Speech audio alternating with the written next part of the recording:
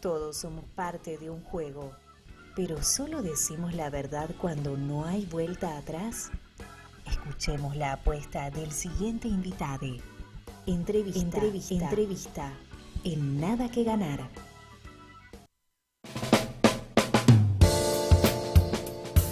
Bueno, buenas tardes, soy Julio Darío Vera y esto es Nada que Ganar, así como lo decía Lucía Álvarez, que nos ha hecho lo que son los separadores. La tenemos siempre en cuenta porque es una gran locutora y también está haciendo su programa de radio los miércoles, y que nos acompaña ella haciendo las separadores y las artísticas también desde el Emergente, que es en Metástasis y Expansión de la Cultura, que los domingos estamos realizando lo que es el programa. Y hoy estoy con Jorge Consiglio. ¿Cómo estás? Hola, ¿qué haces? ¿Cómo estás? Muy bien, acá andamos. Gracias por venir, gracias por aceptar de nuevo la invitación. Al revés, gracias a ustedes, por invitarme. Bueno, tuvimos una charla en su momento allá en la radio Emergente, y hoy vamos a hablar particularmente de Pequeñas Intenciones. Antes de arrancar, está bueno que lo diga el autor. De hecho, siempre le pregunto al autor o a la autora cuando vamos a arrancar el libro. En pocas palabras, ¿de qué trata Pequeñas Intenciones? Antes de que empecemos a indagar por diferentes pasajes de la novela. Difícil, pero me parece que si hay un tema que me preocupó a la hora de escribir la novela, tiene que ver con la cuestión estándar del disfrute y la posibilidad de encontrar una estructura de bienestar que escape de la estandarización del disfrute, digamos, ¿no? No sé si es medio confuso. Esto es: a vos te dicen con qué cosas tenés que disfrutar, ¿no? Tenés que escuchar cierta música, tenés que hacer cierta vida, tenés que consumir cierta comida, tenés que consumir cierta bebida. Me da la impresión que hay caminos alternativos, caminos paralelos no, pero sí alternativos, que uno se arma y que tiene que ver con esas vías más periféricas, ¿no? Eso por lo menos me preocupó muchísimo cuando compuse la novela, y me parece que algo de eso sobrevive, que es lo que lo sostiene, digamos. Sí, es verdad, eso está a nivel global en lo que es toda la historia, y de hecho una de las reflexiones o las conclusiones con las que se queda es que el protagonista, el narrador, a lo largo de toda la historia, como que se va adaptando demasiado bien, a veces en algunas tragedias, que por ejemplo, una de las primeras que me sorprendió, que es cuando llega el sobrino y con la intención de que se venda la casa por beneficio propio, y que él y Rodolfo, que es el hermano, al que cuida, que tiene, ¿no?, ciertas complicaciones, ¿no? Y al negarse, al día siguiente él como que les clausura o les cierra una de las partes de la casa, y se va como venganza a eso. Inmediatamente como que lo acepta, se adapta a eso. Bueno, no, a partir de ahora no vamos a disponer de ese sector de la casa. Más adelante, que es también una de las cimas de esa adaptación-resignación, habría que ver cómo evaluarla. Luego del accidente del incendio, sí, y que queda internado, sí. Llega en un momento, por supuesto, que la está pasando mal en un principio, pero luego, cuando le dicen, luego de 46 días, creo, que de internación, que se tiene que ir a su casa, el tipo se lamenta y dice: uy, me adapté tan bien a este modo de vida, a este cambio de paradigma de mi vida, que ahora me cuesta irme. Y uno reflexiona, uno no sabe si, por un lado, es el narrador que tiene mucha resiliencia y es una persona que se adapta a todo, o a la vez se resigna tanto, es tan pesimista que se conforma con lo que hay. Mirá, pueden ser las dos cosas. O sea, por una parte un inmenso pesimismo, pero por otra parte una instancia de supervivencia, ¿no? O sea, ¿qué pasa otra vez en los márgenes? En los márgenes vos, cuando se te cortan ciertas cosas, no tenés ninguna alternativa de pataleo. Es decir, si estás en la 31 y no tenés, o en la 31 bis, ponele, y no tenés agua, o sea, si te haces problema por eso, o sea, tenés doble problema: no tenés agua y al mismo tiempo sufrís como un condenado. Lo que queda es pelear por el agua, ¿no? Podrías decirme vos, desde un punto de vista político. Sí, sí. Pero si lo miramos desde el lado de lo existencial, ¿no?, pensándolo desde el punto de vista, qué sé yo, más sartreano, más camusiano, o sea, podrías pensar que esa cuestión de acomodarse tiene que ver con una cuestión más existencial, ¿no? No diría resignación, sino una sofisticación de lo que te toca vivir, ¿no? O sea, lo tomás, lo asimilás y tratás de pervivir con eso y de armar tu sistema de felicidad con eso. ¿no? Tratando de... Esto es una hipótesis, porque la novela es ficción, no, o sea, es una hipótesis que tiene que ver con la acción. Yo no sé si esto se da o no en lo real, ¿no? O sea, lo que sí me parece es que hay una tesis política por debajo de eso. Una tesis política que podríamos, qué sé yo, empezar a pensar por dónde pasa, ¿no? Uh-huh. Ahí va. Bueno, está interesante porque voy a lo siguiente. Cuando estabas por responder lo primero que te pregunté, decías, uy, es difícil, porque lo que encierra de dificultoso tal vez en definir una sola temática, si se quiere, claro, en la novela, es que van pasando muchas cosas, y lo que sucede también en lo que es la obra, da la sensación, o en realidad, o es una de las virtudes que más me ha llamado la atención, es que más que tal vez desarrollar un solo conflicto de principio a fin, con los secundarios y todas las ramificaciones que pueden haber, hay una apuesta más en el deleite y lo que es la complejidad de la prosa. A mí me pasaban muchos pasajes que digo, uy, mientras estaba leyendo pensaba, bueno, pero ¿de qué está tratando esto? Pero más allá de que si no entendía del todo de qué estaba pasando, yo disfrutaba la lectura por cómo están construidas las oraciones, por cómo fluyen las estrofas, por la sensibilidad que uno podía ver a través de las palabras. Mira, sí, la cuestión del fondo y forma, ¿no? O sea, cómo laburás cierto fondo, cierta materia narrativa, y cómo la adaptás a cierta forma, a cierta estructura, a cierto lenguaje, a cierta dinámica de la prosa. La verdad que es algo que siempre me preocupa, eso, ¿no? Y me parece que hay una relación directa con lo que uno narra, ¿no? O sea, se puede narrar cualquier cosa, ¿no? Se puede narrar, digamos, no hay temas narrables, por lo menos desde mi punto de vista. El tema es cómo son abordados esos temas, ¿no? O sea, de alguna manera, qué zigzag económico hay. Quiero decir, cómo abordás esa materia narrativa y haces con eso, que es nada, algo que funcione como un objeto de tensión y que el lector no se pueda despegar más allá de la materia narrativa por cómo se está narrado eso. El otro día escuchaba a Aira en una entrevista, ¿no? Y él decía que, pensando esta cuestión del fondo y la forma, ¿no? Él decía que sus novelas tenían una prosa tan simple, una prosa tan aireada, digamos, ¿no? Aireada es mío, no es de Aira, ¿no? O sea, digo, ese adjetivo él no lo usó. Él dice, tengo una prosa completamente simple porque mi imaginación es tan frondosa, dijo en algún punto, ¿no? O sea, la estructura de los textos son tan confusos que requieren una materia simple.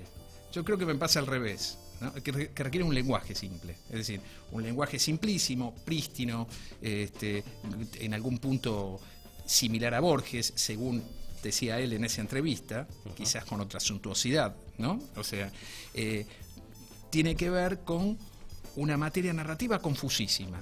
A mí me parece que ocurre lo mismo, que ocurre al revés, digo. O sea, yo tengo una prosa más confusa, más, digamos, apelando a la poesía, con una sintaxis más enrevesada, porque lo que cuento es enormemente simple, ¿no?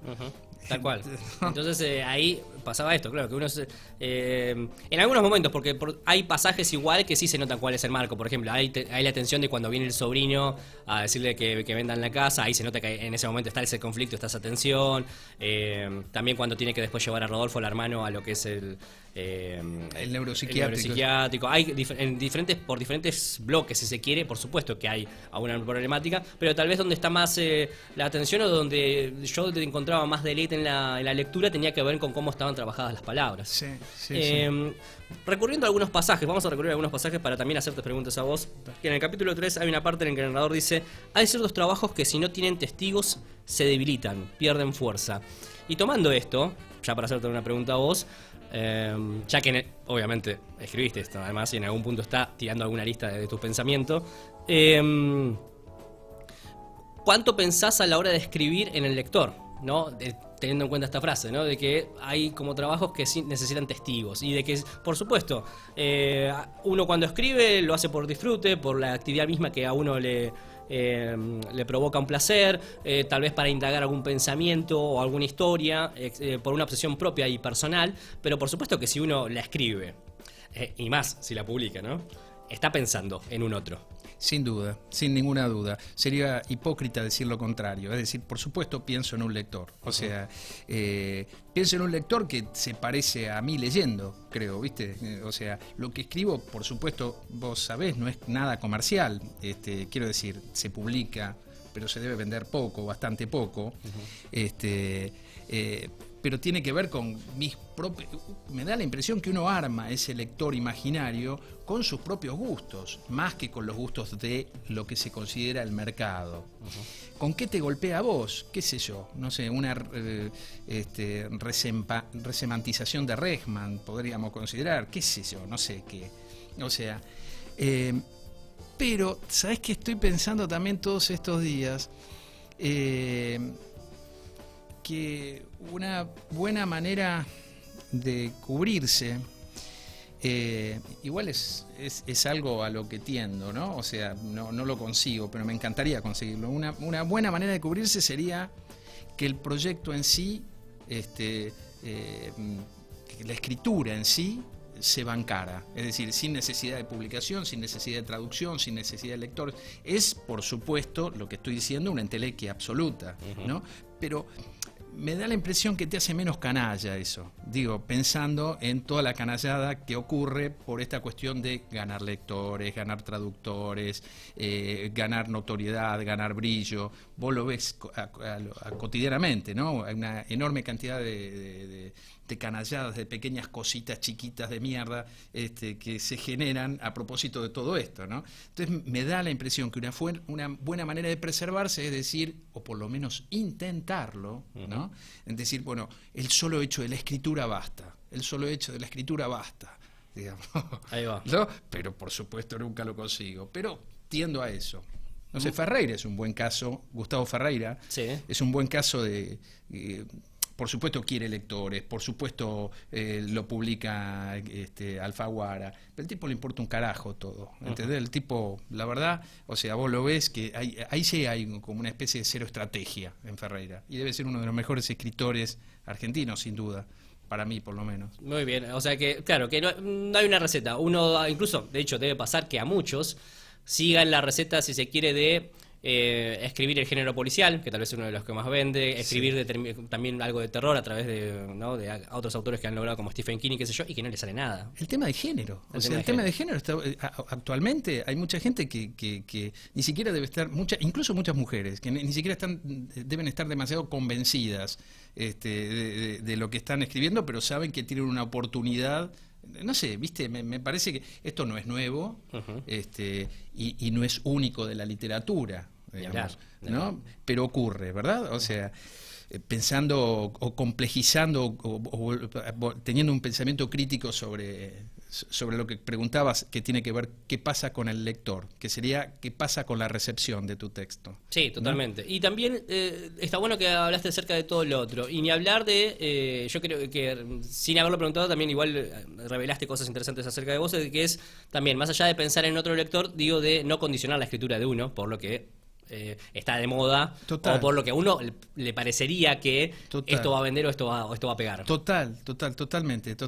Me parece muy jodido eso, y no es raro que ocurra, es decir, no es raro que ocurra, y me incluyo en esto, o sea, quiero decir, hay cuestiones que son clima de época, y esa cuestión que es clima de época, en una de esas se te mete incluso más allá de que vos pienses que eso va a ser una estrategia de venta, ¿no? O sea, hay cosas que se filtran. Esta novela igual la escribí en el 2011. Sí, tengo entendido que es una reedición esta, perdón. ¿Pero se publicó antes en otro...? Sí, ¿en qué editorial? Se publicó en Edasa, esta novela antes, que se pasó Fagnani, que era el editor, para publicarla. Y que le fue muy bien. No sabía esa data porque acá yo leí todo. Yo no solo el libro, sino leo la solapa y qué sé yo. Esa parte no estaba que se lo iba a publicar en ESA, pero sí estaba de que obtuvo el segundo premio nacional de novela en el 2011 y en el 2014 el primer premio municipal de novela. Maravilloso. Ese premio hay que presentarse, hay que presentarse locamente. Ya que estábamos hablando, por ejemplo, acerca de que no condicionar por el consumo de las ventas. Y obviamente va de la mano, tampoco por esto. Pero Más allá de que, por supuesto, no justifica tu arte o tu producción de arte. Pero, ¿cómo lo ves a la premiación? Por lo menos como un mimo, ¿lo celebrás? Porque también hay una posición tal vez muy, si se quiere, a los Sartre, que rechazó el premio Nobel, que es no acepto nada, que me parece ya muy extrema. No, sí, ni en pedo. No. Todo lo contrario. O sea, mira, me parece que uno está ultra solo escribiendo. ¿Viste? Siempre está solo. Tenés un par de amigos que te leen tus textos, pero la verdad que uno está muy solo, ¿no? Entonces nunca sabés realmente si estás escribiendo, digamos, algo que es una cagada, o siquiera si sos un escritor, ¿no? En algún momento. Me da la impresión que hay un sistema de legitimación que pasa por, en principio, una editorial que se juegue a publicarte. Eso en algún punto funciona como un espejo que te confirma. Uy, che, soy escritor, o pensás, esto vale algo, ¿no? O sea, en esta teoría de la recepción que tenemos nosotros. En segundo lugar, los lectores, que te lean y que te digan, uy, che, leí esto y lo disfruté. Y en tercer lugar, los premios, ¿no? O sea, que los premios también te confirman, porque ese jurado supuestamente es idóneo, etcétera, etcétera. Tanto el nacional como el municipal son premios que yo me presenté, digamos. ¿Viste? Quiero decir, no es que me los dieron porque el aire estaba en ese momento. Yo me presenté, yo fui, llevé los libros, etcétera, etcétera. Hice fuerza mental para ganarlo. Todo ¿no? O sea, digo, hay toda una disposición para ganarlos. Es diferente el Nobel. Sospecho que el Nobel uno no debe llevar los libros.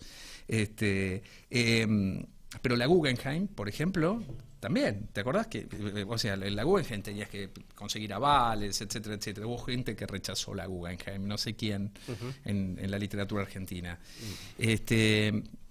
Pero me parece que son valiosos. Nosotros en Argentina tenemos muy pocos subsidios para laburar, para escribir. Por ahí en México o en Colombia son distintos, tenés más subsidios, no hablemos en Europa, ¿no? En Europa es otra cosa. Es otra historia con respecto a los subsidios. Entonces estás como muy en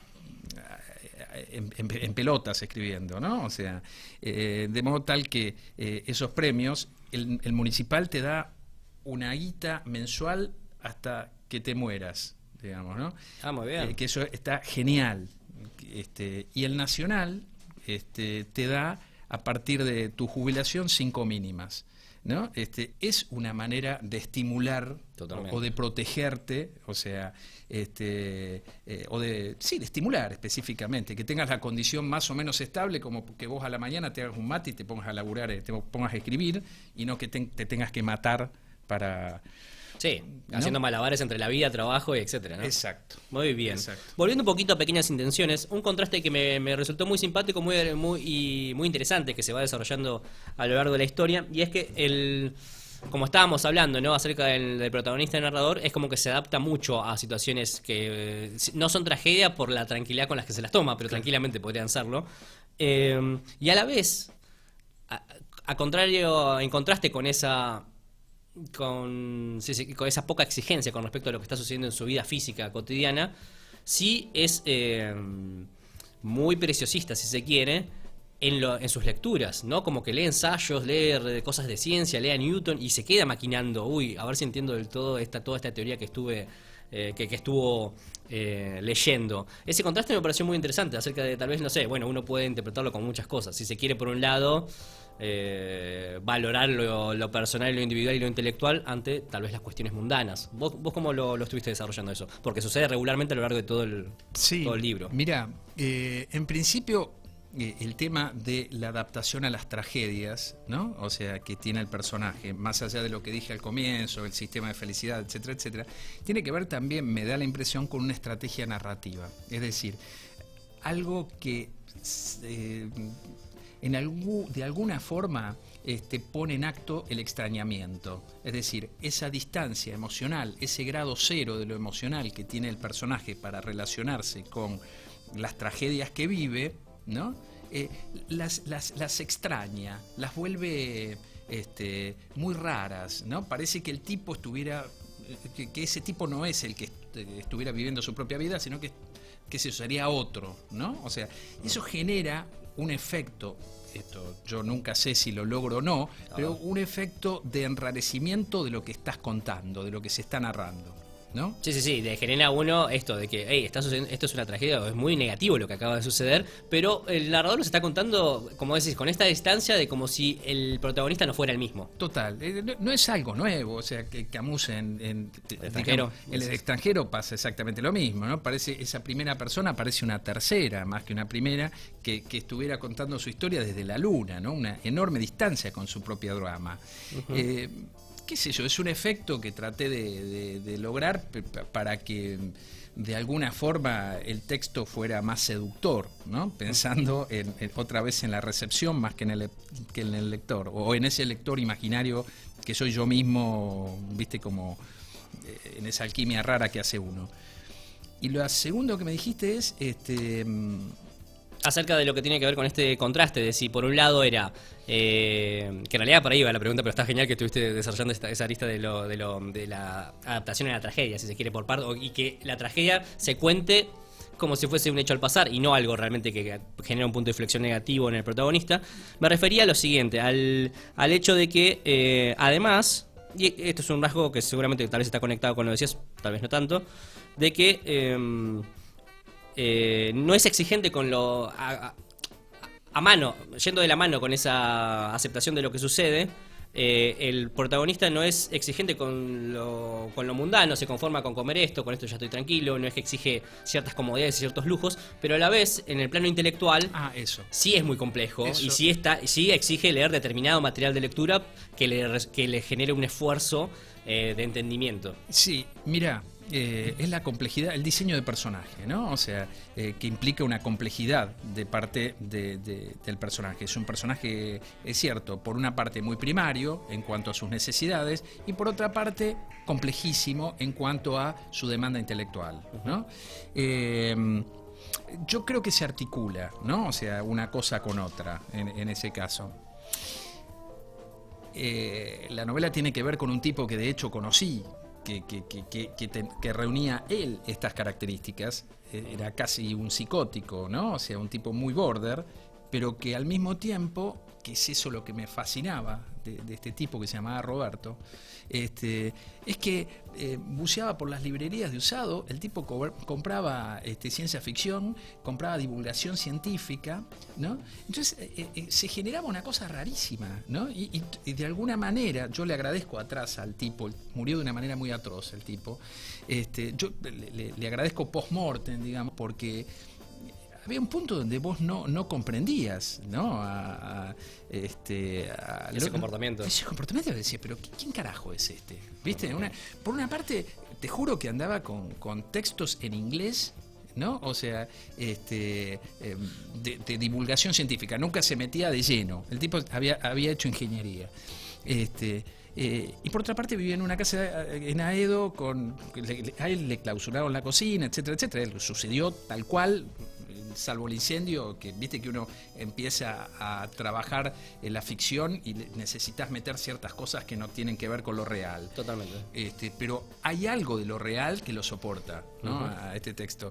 Y justamente la fascinación de el personaje real con el personaje literario, yo quería de alguna manera conservar esta cuestión de la contradicción, de esa fricción casi entre estos dos aspectos que parecen de movida tan contradictorios, ¿no?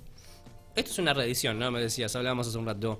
¿Hubo un cosquilleo de decir, uy, capaz que retoco algo? ¿O ya dijiste, una vez que vos publicás, ya, listo, por más que haya una reedición de acá a 20 años, no lo volvés a tocar? No, lo recontra retoqué. Sí, me puse a laburarlo con Virginia, que es una de las editoras. Me dieron la posibilidad, me devolvieron el texto, y en diciembre del año pasado creo que fue noviembre, diciembre, que lo laburé como un negro, o sea, no en la matriz de la peripecia, digamos, no en el argumento, no en la trama, pero sí en ciertas cosas en cuanto al discurso directo, ponele, o a esa digamos segunda persona tan rara, digamos, sí la toqueteé un poquito, sí.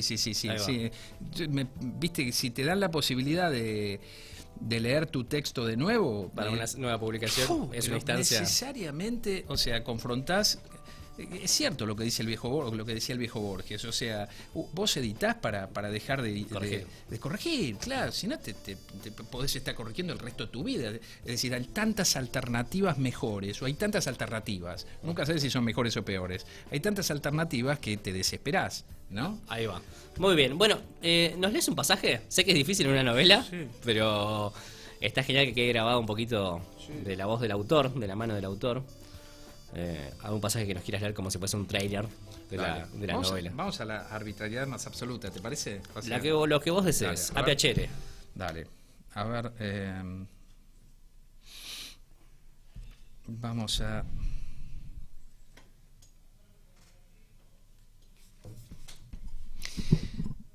Una mañana me tomé un tren. Quería conocer el lugar en el que iban a recluir a Rodolfo. En el trayecto imaginé la alteración mental como una forma de escapar de lo vulgar. Era uno de esos días claros, sin nubes. Pasó un vendedor que me hizo acordar a mí mismo 10 años más joven. Era de mi altura, con cara anónima.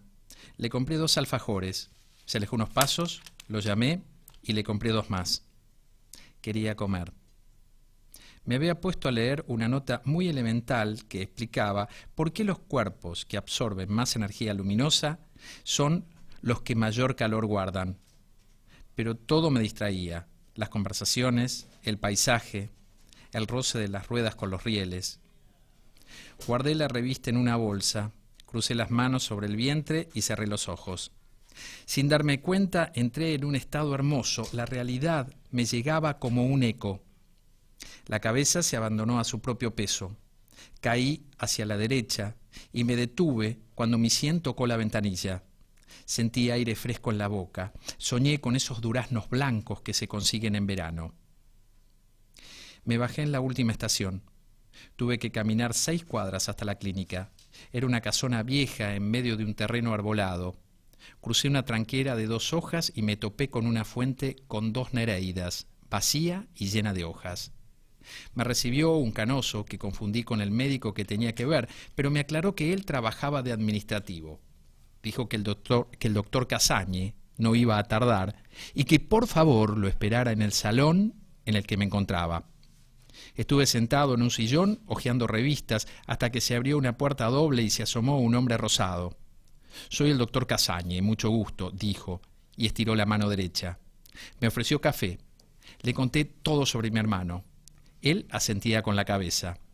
Casagne tenía los ojos tan grandes y asombrados que parecían unirse en uno solo, como en los cíclopes, desproporcionado e inhumano. «¿Qué edad tiene su hermano?» 37. «Aquí va a estar cómodo». «¿Cómo arreglamos lo económico? ¿Hay seguro social?» «Hay». «Olvídese entonces». Me pidió que llenara un formulario que me costó mucho entender. Bostezó para anunciar que la entrevista había terminado, pero tuvo la deferencia de mostrarme las instalaciones. «Acompáñeme, que le enseño el lugar». Vi un living con sillas de plástico y un televisor grande. Vi una cocina, vi una caldera oxidada, vi muchísimos pacientes. Nos detuvimos en una galería que daba al parque. Había 5 o 6 internos sentados. Uno se basculaba con lentitud. Tenía los pies metidos en una palangana llena de agua. Muy bien, eso era Pequeñas Intenciones de Jorge Consiglio. La verdad que buenísima la novela por todo lo que estábamos hablando. Muchas si gracias, quieren disfrutar del lenguaje de la lectura, es también una vez que me va a quedar esta sensación, que lo voy a poder leer de esta manera. Una vez que ya leí todo el libro, porque se disfruta el lenguaje, voy a poder abrirlo en cualquier pasaje. Me estaba sintiendo eso cuando te estaba escuchando, que ya leí esa parte y que podía entrar en cualquier momento, en cualquier lugar del libro y estar disfrutando, justamente porque una de las mayores virtudes tiene que ver con la palabra, ¿no? Cómo está trabajada la palabra. Muchas gracias, Che, muchas gracias. Gracias por venir, Jorge. No, a vos, muchísimas gracias. Vamos con un tema, volvemos.